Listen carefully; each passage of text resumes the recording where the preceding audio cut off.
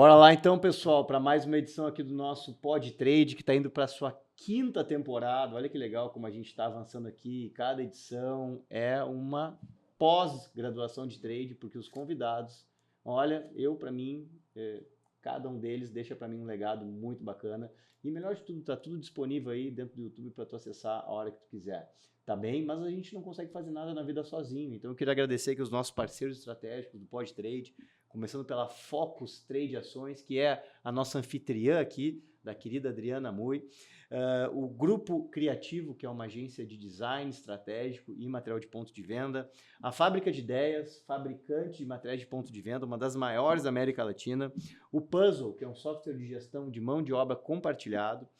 O Trade Suite, que é um BI de trade marketing, uma empresa de desenvolvimento de inteligência de trade. A Incentive-me, que é uma plataforma de incentivo para as equipes de vendas e trade marketing. O Melius, que vai estar aqui com a gente nessa edição do Pod Trade, falando um pouco sobre cashback, sobre inteligência de shopper marketing. E a Arker, que é uma plataforma de verbas, gestão de verbas comerciais. Bom, querido Rafael Neri, bem-vindo, meu irmão, pela tua presença. Muito obrigado. Olha só, pessoal, que lindo isso aqui, ó. Parece que eu estou no checkout do supermercado. Bom, eu não preciso falar, né, cara? Esse aqui é o homem, tá? Que cuida lá, é o diretor comercial, então embaixo dele tá, junto a ele tá o trade e vendas de uma categoria que é nervosa pra caramba. E eu trouxe ele aqui para ele contar para nós como é que faz para ter uma empresa com foco em sellout, porque esse produto aqui, se tu não expor, a mágica não acontece, né, cara? É isso aí, é uma categoria que vive de sellout, vive de impulso, uma categoria dinâmica, né, Rubens? Como você disse, muito nervosa, mas é no mínimo divertida, é no mínimo desafiadora. Então as cores, os formatos, tudo isso remete ou deveria facilitar uma cultura de sellout. Afinal, quem não é impactado por tantas cores, tantos formatos, tantos sabores ao longo do seu dia? Não é só quando vai fazer compra, né? Só sai de casa e tem chance de encontrar os nossos produtos e a nossa categoria em diversos pontos de venda. E como é que faz para organizar isso aí tudo, cara, dentro da execução? Como é que afunila a estratégia até a execução? Porque aqui a gente tem diversas categorias, né? Tem um portfólio bastante amplo e o checkout está cada vez mais disputado. Obviamente não é só no checkout que vocês querem estar. Como é que tu organizou esse trade marketing? Fala um pouco da tua jornada, como é que tu chegou onde tu está hoje. Hoje eu sou... Fala um pouquinho mais perto do microfone só. Hoje eu sou o diretor comercial da Perfect Van Melle, bastante conhecida aí pelas marcas Mentos, Frutella e o Chupa Chups. E é uma empresa, né, super voltada à qualidade e ao consumidor.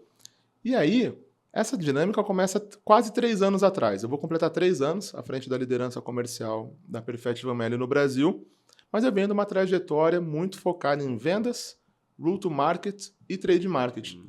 Então, minha grande base foi Ambev, foram quase 9 anos de Ambev, passando por inúmeras posições comerciais, planejamento, pricing, gerência nacional de trade, vendas campo, a regional sul do Brasil, um abraço aí para todo o pessoal do sul, que o Rubens tem bastante vínculo.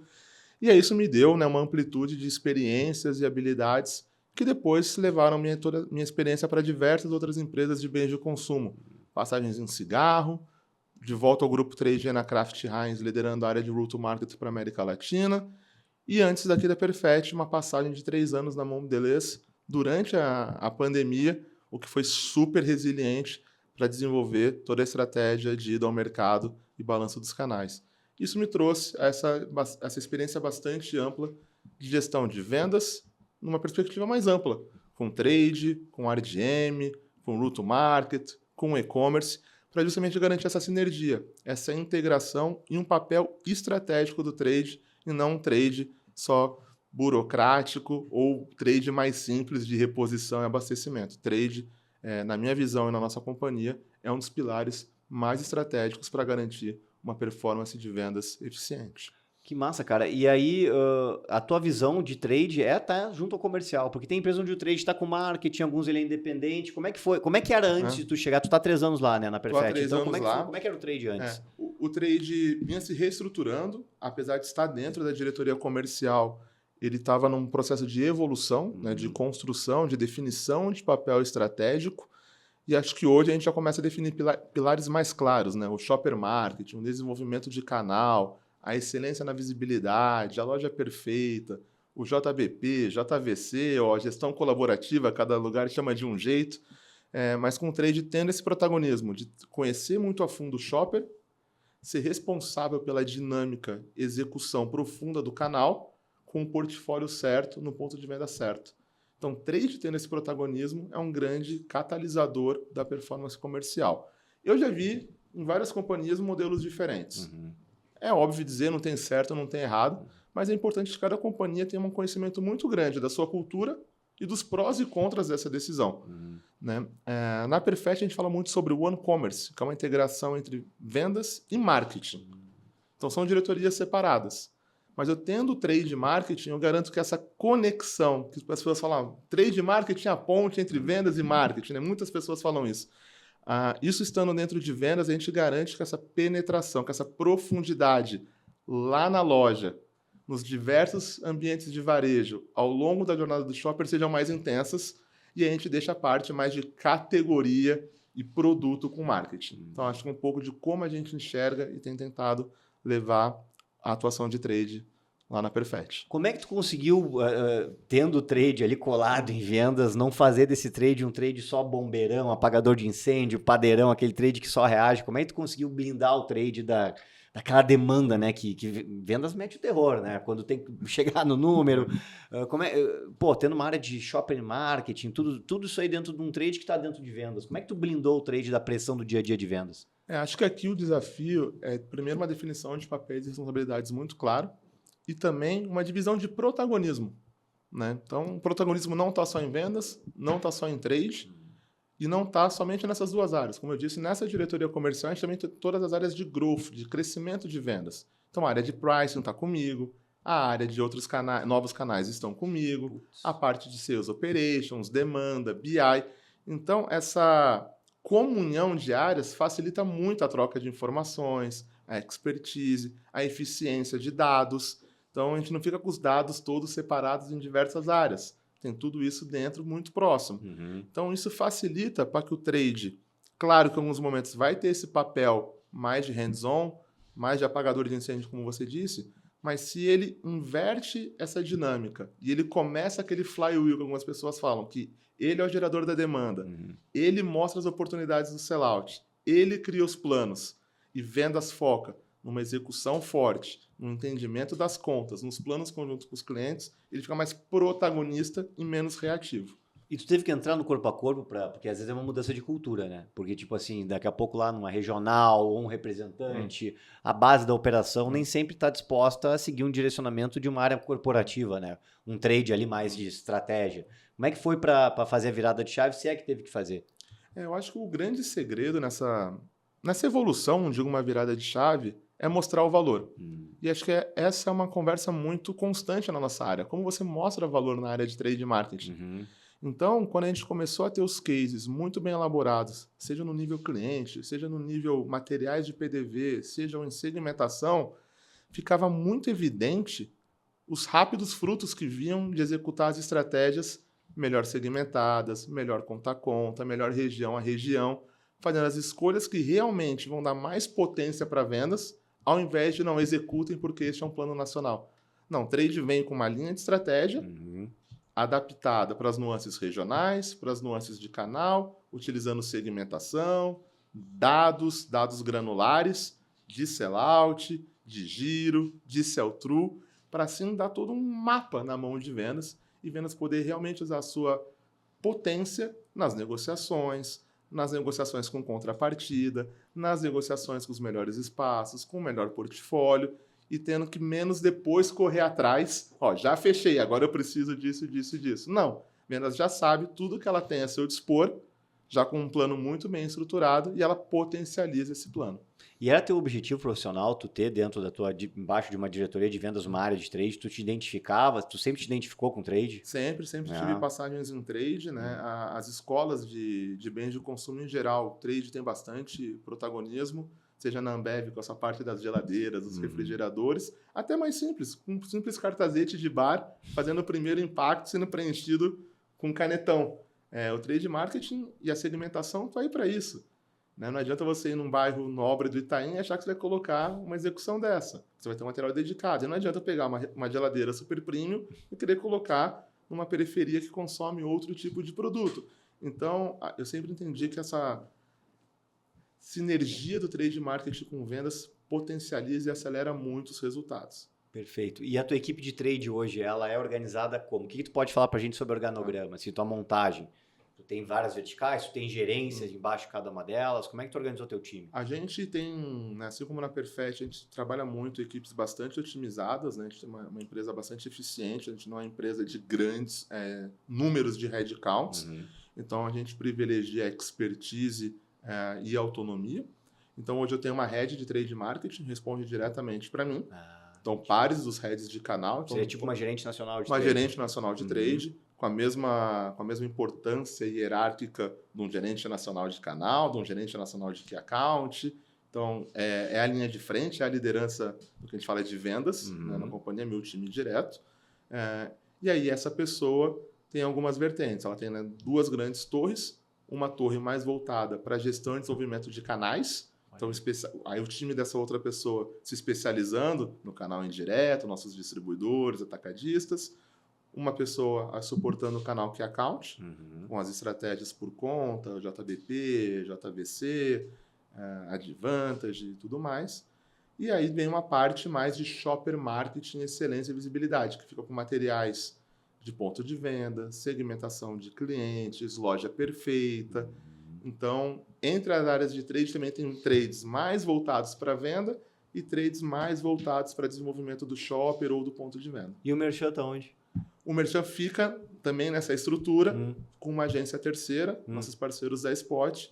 Eles respondem primeiro para trade marketing, mas também respondem para uma pessoa focada em execução nos canais de vendas. Então, ele tem uma parte, um dotted line corporativo, com a estratégia, com as fotos de sucesso, com as organizações de loja perfeita, mas também tem uma gerência de execução, fazendo aquele bumbo tocar mais firme com o promotor, com o time de supervisores espalhados aí pelo Brasil. Então, a tua operação de merchan é terceirizada hoje? Ela é toda terceirizada hoje. Com promotores exclusivos? Com promotores exclusivos, Perfect. Pô, que legal, hein, cara? Ainda com bastante oportunidade de ampliação, mas essa ampliação vem também com essa cultura de retorno de investimento, de segmentação, de lojas-alvo, lojas trazendo toda a inteligência de mercado. Isso também é uma parceria com a nossa agência Spot, de entender o potencial externo, o potencial da categoria, as variáveis macroeconômicas, fluxo, trânsito, para poder ter a melhor decisão de alocação. Cada vez mais hoje o capital é mais restrito. Então, fazer uma boa escolha de aonde alocar seus promotores e tirar o melhor desse investimento e dos investimentos que a gente faz nas redes é essencial. A gente vê hoje muitas pessoas, compra o contrato, compra o espaço, e aí você não tem a capacidade de ter um nível de serviço de entrega, de disponibilidade, ou até do promotor, de fazer o abastecimento, a execução dos calendários, as ativações, conquistar os espaços adicionais, seguir os planogramas. Então, essa balança tem que ser muito bem equilibrada para evitar de que o dinheiro corra por um desses ralos. E, assim, se eu estiver fazendo perguntas que tu não pode responder, tu obviamente me fala, mas assim, uma parte, imagina, a tua distribuição é indireta e tu tem o resto direto.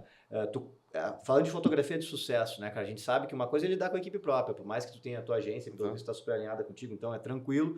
Agora, como é que é com o distribuidor? O que tu pode nos dizer sobre assim, a implantação de cultura de sellout no canal indireto? Isso. Quais são as dicas, né, para ter um distribuidor trabalhando dentro da mesma lógica?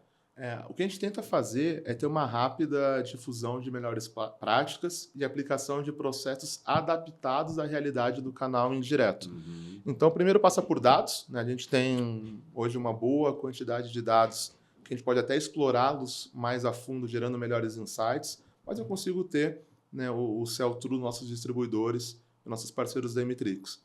Então, Emitrix, queridos amigos. Queridos amigos aí da Emitrix. E hoje também, com o suporte da Scantec, a gente consegue ter uma granularidade até bastante grande de vários pontos de venda com o registro de vendas na ponta, no checkout. Sellout.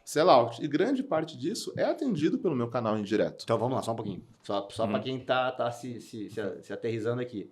Tu olha o sell-in, o sell-out do distribuidor dele para o varejo através da Emitrix. Perfeito. E do varejo para o consumidor final através da Scantec. Perfeito. Mas são duas empresas totalmente diferentes. Totalmente Emitrix diferentes. e Scantec não são do mesmo grupo. Não são do mesmo grupo. E aí tu junta A com B e faz o C. E faço o C dentro de casa.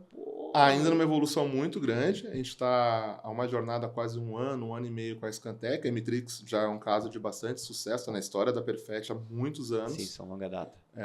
Mas agora a gente está até com ambições maiores de como integrar esses dados de maneira mais harmoniosa. Então, com data lake, geração de insights, para tudo isso, quem sabe lá na frente vir com uma parte de inteligência artificial. E essa informação, os primeiros passos. Essa informação do sellout é mais do canal, é mais do pequeno varejo que tu consegue? A Scantec, ela tá mais no pequeno ou tá no médio e no grande? Porque eu imagino que o distribuidor te leve pro médio e pro pequeno. Ou para uma rede regional no máximo. Eu tenho um corte até bastante alto. Eu tenho grande parte dos grandes regionais sendo atendidos pelo canal indireto.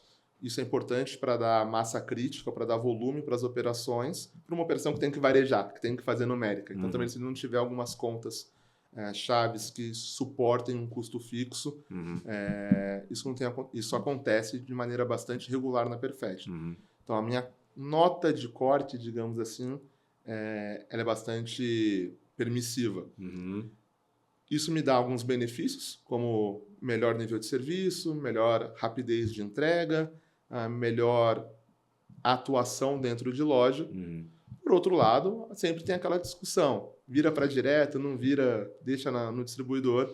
E aí acho que o nível de serviço e um PNL bem balanceado é o que tomam essas decisões. Não adianta você ter só a utopia de que você sempre vai fazer melhor. Acho que o canal distribuidor no Brasil ele é bem desenvolvido. Sim. Bem desenvolvido, se compara inclusive com outros países. É nosso papel ajudá-los a continuar se desenvolvendo, a evoluindo, trazendo tecnologia, trazendo as informações, o potencial. E aí que vem essa cultura do sellout no canal distribuidor. Se a sua empresa tiver uma cultura de sell-in, não vai combinar você exigir deles uma cultura de sellout. E é só ver a origem. Muitos distribuidores começaram como? Como transportadoras, logística, como depósitos, como compradores. E aí, conforme as gerações vão passando e eles vão crescendo, a indústria também tem esse papel de levar essa cultura para dentro deles. Não dá para falar uma coisa e praticar outra. Claro. Então, também é um desafio diário viver a cultura de sellout. Primeiro dentro da companhia, e depois na sua cadeia de suprimentos. Pô, que legal, cara. Bom, o negócio de vocês é nervioso, né? É giro, é checkout. Tu considera hoje o checkout um ponto natural? O checkout hoje é meu ponto primário, sem dúvida. É o ponto primário. É o ponto primário, é o ponto que a gente tem mais impacto, maior giro, maior rotação. Mas lembrando, né? Essa é a linha natural de pensamento em bens de consumo. Mas lembra que eu tenho um mercado aí com quase 1 milhão de pontos de venda, que é balcão, é o seu Zé atrás ali com o seu umbigo numa caixa registradora, seja numa padaria, seja numa mercearia, seja num bar-boteco.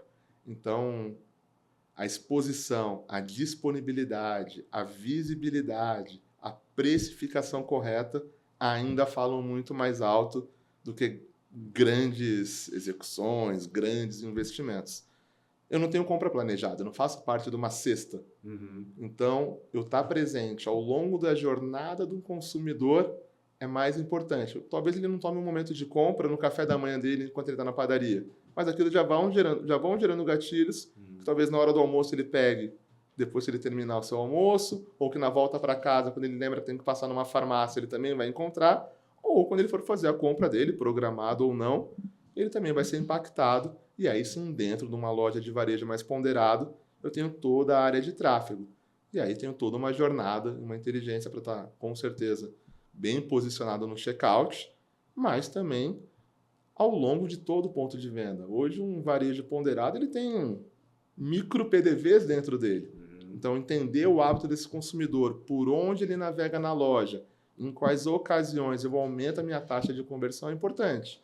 Então, se você olhar nossos produtos, é intuitivo pensar que, a pessoa vai querer consumir refrigerantes, vai querer bebida energética, vai procurar a lancheira da criança, vai colocar por uma bala mais permissiva, na padaria, vai buscar um snack, o corredor de biscoitos, que tem um alto tráfego, é importante eu também ter uma solução de doces, de balas. Então, a gente brinca, né, que o checkout é onde a guerra realmente acontece, mas também você tem toda uma oportunidade de se desenvolver ao longo da loja. Uhum. E aí vem um trabalho talvez mais difícil, que é o de desenvolver a categoria. Hoje é uma categoria que 63% dos consumidores dizem que ela é bagunçada no ponto de venda. Então, é só cada um parar para pensar. Passa mentalmente numa gôndola de biscoito, passa mentalmente numa gôndola de cesta básica, passa numa gôndola de balas e doces. É muito formato, é muita cor, é muito tamanho, é muita embalagem. Então, essa gestão colaborativa e próxima das redes é essencial para organizar essa gôndola. Levar o que o shopper vai comprar, apesar de não ser planejado, ele tem uma árvore de decisão por trás. Ele quer uma refrescância primeiro, ele quer uma indulgência. Ele quer uma embalagem mais individual, ou ele quer compartilhar. E aí a gente tem um portfólio, né, que permeia todas essas ocasiões. Além da questão do posicionamento de valor. Uma latinha dessa super aspiracional, super bonita, o impacto disso no PDV, ela é gigante e gera um valor agregado altíssimo. A gente brinca, né? Você falou que o checkout hoje é uma guerra. Não só com os nossos competidores, mas todo mundo quer entrar no checkout. E aí, quantas coisas que aparecem no checkout, vou tentar falar uma aqui que não dê muito problema, cabo de celular. Pilha. Pô, quantas pilhas tem que vender para vender o mesmo tanto que uma latinha, uma garrafa dessa? Ou os formatos mais tradicionais da categoria, né, os envelopes, os sticks, que tem a rotação muito rápida e que também tem um bom valor.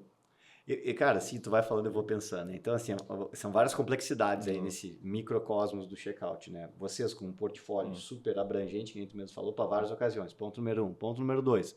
Uma concorrência grande, né? Tu já conhece bem isso aí. Terceira coisa, categorias nada a ver. Daqui a pouco a pilha, o cabo, que não tem nada a ver com isso aqui, né? Outro mundo. E o espaço reduzido, né? Isso, não está ficando muito inflacionado esse ambiente. Como é que como sustentar isso aí no médio e longo prazo, hein, cara? Eu acho que aqui o mais importante, Rubens, é fugir um pouco de uma abordagem mais antiquada, que é loteamento de espaço. Que é como o nosso varejo trabalhou por alguns anos. Mas não tem muitos ainda que estão trabalhando assim? Ainda tem, mas eu acho que tem essa cultura de gestão colaborativa, JBPs, JVC, a indústria levando conhecimentos de categoria, né? Eu tenho concorrentes fortíssimos, de alta capacidade de investimento, de execução, mas que também tem negócios muito grandes.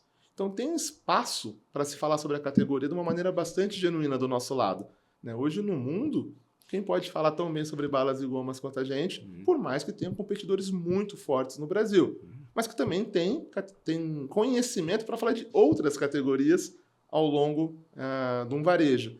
Então, nessa linha, saber falar sobre rentabilidade do portfólio, giro, hábito do shopper, criar novos pontos de contato. Essa é uma visão muito clara para a gente. Hoje, o trade marketing tem um papel de não falar de ponto de venda.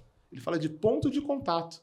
E ele é o responsável por definir toda essa estratégia de sellout, seja num checkout, seja numa gôndola, sejam criando novas oportunidades de consumo numa loja. Pode ser tão simples quanto um cross-merchandising, com clip strip numa outra seção, seja como um material exibidor numa área da padaria, porque lá eu identifico um produto correlato que quando eu olho uma análise de ticket, eu vejo que em X% dos tickets que tem um snack doce, baked goods, também tem uma bala. Então, vou estar mais próximo ali. Ou se eu vejo em bebidas, como a gente citou anteriormente, uma pessoa que compra uma bala, uma goma, busca uma refrescância, busca um hábito que vai sair, alguma coisa, qual que é a cesta dela de quando ela vai sair? Então, também tenho que estar nessa jornada. Eu começo a reduzir um pouco a dependência do checkout, aumento os pontos de contato, mas, por outro lado, a competição no checkout ela é ferrenha, ela é ardilosa. E aí eu acho que tem um movimento junto também com os varejistas de entender melhor a composição. O que o shopper espera naquele momento que ele está ou numa fila, né, ou aguardando o término ali do processo de pagamento, ele tem um impacto positivo e não recebe uma enxurrada de informação. Tem categorias que são muito próximas e tradicionalmente vão estar ali. Mas a gente ainda vê que tem muitas redes que tentam, de alguma maneira, ver como mais um espaço de negociação. E aí ele pode ganhar por um lado, por outro ele não vai ter o portfólio correto. Então, saber falar de portfólio, segmentação, giro, ajuda nessas discussões. Uma questão que não dá para a gente deixar de falar é sobre a questão da transformação digital, né? Mudança de hábitos de consumo, o papel do canal digital, omnicanalidade, como é que essas coisas estão, retail media, como é que isso aí tudo está hoje no teu painel estratégico de trade? A gente tem a consciência que é o futuro, mas ele hoje ainda não pega as categorias alimentares e as de impulso na mesma dimensão. Então, essa dimensão do omnichannel e do digital, ela começa primeiro por exposição e impacto. Então, como eu te disse, se hoje um shopper nosso visita em média 6 a 7 ambientes de varejo, esse número aumenta para 9 se você considerar o digital como um canal. Então, ele vai saber de um lançamento, ele vai saber de um preço, ele pode até não comprar para receber online, mas ele começa a ter ponto de contato também digital com os nossos produtos. Tipo em redes sociais, porque em busca nem tanto, né? O cara não vai buscar lá, onde é que eu encontro mentos para comprar? Não, mas ele pode estar impactado num checkout, por exemplo, de um iFood. Ele pode estar navegando num Magazine Luiza e estar comprando alguma coisa e ser impactado. Ele pode estar numa compra na Shopee e, isso não tem, será que é a goma que eu gosto, a pastilha que eu gosto? Mas para comprar lá? Para comprar lá. É mesmo? Então, hoje isso eu já triangulo. Algumas eu opero, como a Amazon, outras eu coloco um distribuidor para operar. Mas é um checkout. É no momento de checkout. É um checkout, mas eu também crio até hoje lojas próprias lá dentro. Então, hoje, por exemplo, se você entrar na Shopee, tem lá os produtos disponíveis. Assim como outros. Mas trazendo um pouquinho para o mundo do varejo, que a gente chama do e-retailer, aí eu garanto que essas ações sejam omnichannel. As ações subam para o digital. Eu também tenho banners nas lojas virtuais desses clientes. Eu tenho uma adesão ao calendário. O calendário é fundamental para um trade marketing numa categoria como a nossa.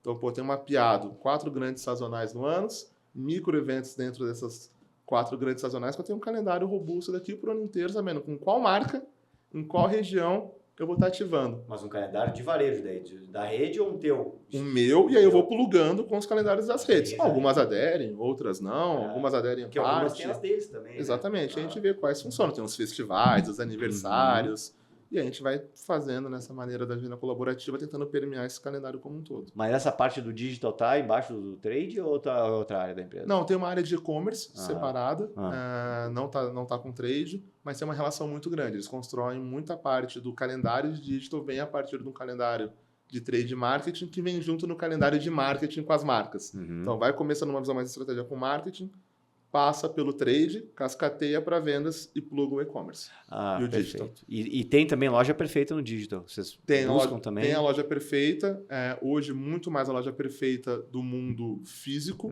a loja perfeita do digital, estão nos pilares tradicionais, né? de busca, de engine search, de hero images, de conteúdo, mas hoje grande parte da energia ainda vai para o varejo físico, porque a gente já tem, né, mostra que, cara, 70% da decisão de compra é por visibilidade, numa categoria como a nossa. Esse númerozinho 70 é até hoje, né? Depois vem o preço, né? O preço é importante, mas tem outras categorias que são mais sensíveis, né? Claro. Então, a visibilidade, o impacto, você criar essa conexão com o consumidor, chamar a atenção dele, é fundamental. E os programas de loja perfeita vocês já estão implantando, assim, com remuneração atrelada a variável? Já, o programa de loja perfeita hoje vem evoluindo, né? Esses 3 anos a gente teve uma evolução significativa. A gente vem se desafiando também a subir a régua. Então, foram mais de 30 pontos que a gente ganhou de loja perfeita nesses últimos 3 anos. Como assim 30 pontos? Não, pela nota, né? Então, a gente chama nota média. Essa nota média hoje é 30 pontos melhor. Então, a gente partiu de um desafio, né, bastante grande. E aí, qualquer um dos pilares tinham várias oportunidades, mas aí agora tem um desafio de como trazer a tecnologia para trás dessa loja perfeita, para trazer um insight para o promotor, e não só o cara crachar se ele faz ou não. Entendi. Então a gente quer fugir um pouco da avaliação e a gente quer mais trazer a inteligência, porque a gente brinca de trazer o supervisor always on.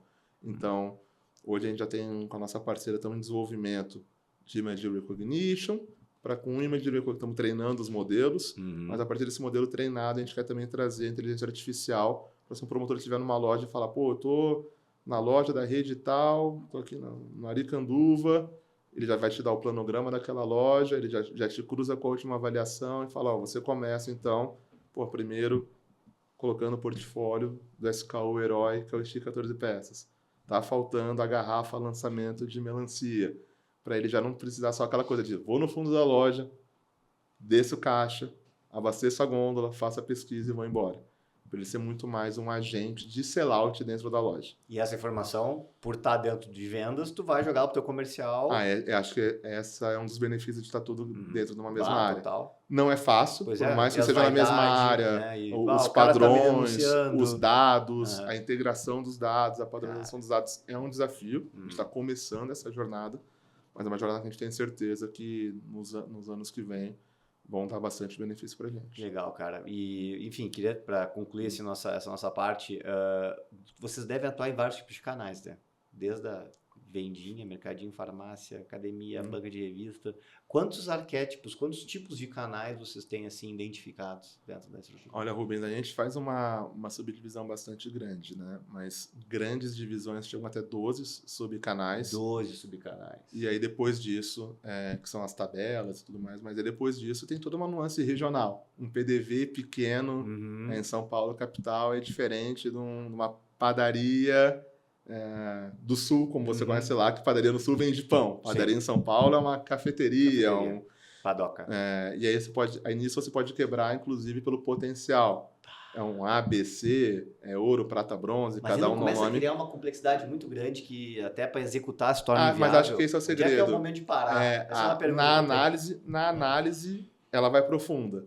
Nas fotos de sucesso e nos planogramas, aí você simplifica. Aí você agrupa. Baita insight aí. Então, acho que assim, a gente não se desafia a simplificar na hora de entender, o entendimento vai profundo, a execução tem que ser realista. Então, eu não vou querer ter uma microsegmentação para execução, mas para o entendimento, sim. Entendi. Então, qual é o portfólio ideal de uma foto de sucesso? O que é um SKU mandatório? Cada um dá um nome, must selling list, aí tem vários, ou imperdoáveis. Então, se eu tenho um ponto de venda que é atendido pelo meu distribuidor, eu exijo que o portfólio lá seja mais completo. Se é um PDV, por exemplo, um restaurante, que o foco dele é muito bebida, refeição, não tem um check-out, recebe na conta, eu entendo que a Coca-Cola talvez vai entrar ali de maneira mais fluida. E aí o portfólio é muito mais reduzido. Então, toda essa segmentação versus portfólio versus potencial alimenta parte dessa estratégia de execução. Que legal, cara. Muito bom, muito bom. Tu entende que o futuro da área de vendas o trade está lá junto e o diretor de vendas é um diretor de trade de vendas? Será que a gente está diante de um novo perfil de profissional de vendas?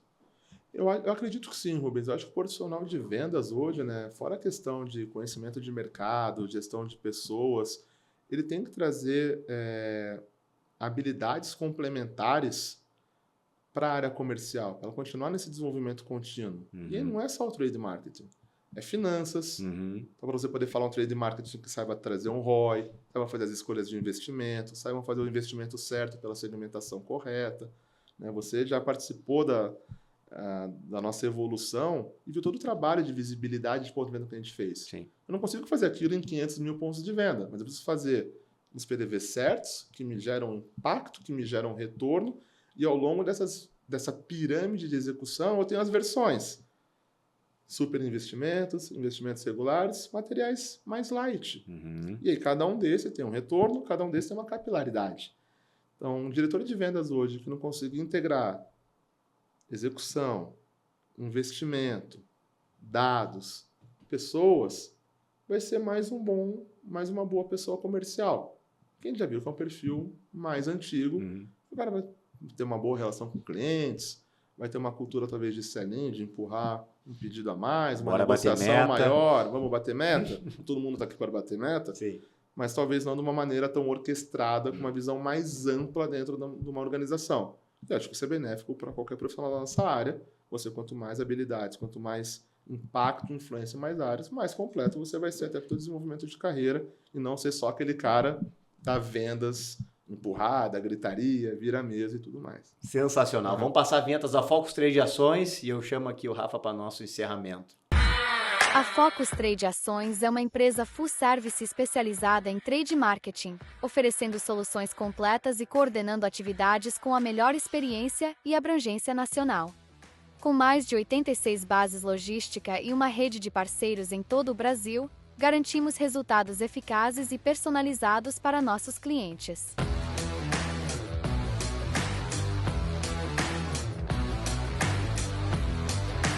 Oferecemos soluções personalizadas, otimizando operações e fortalecendo a presença de marca com ampla cobertura logística e execução eficiente.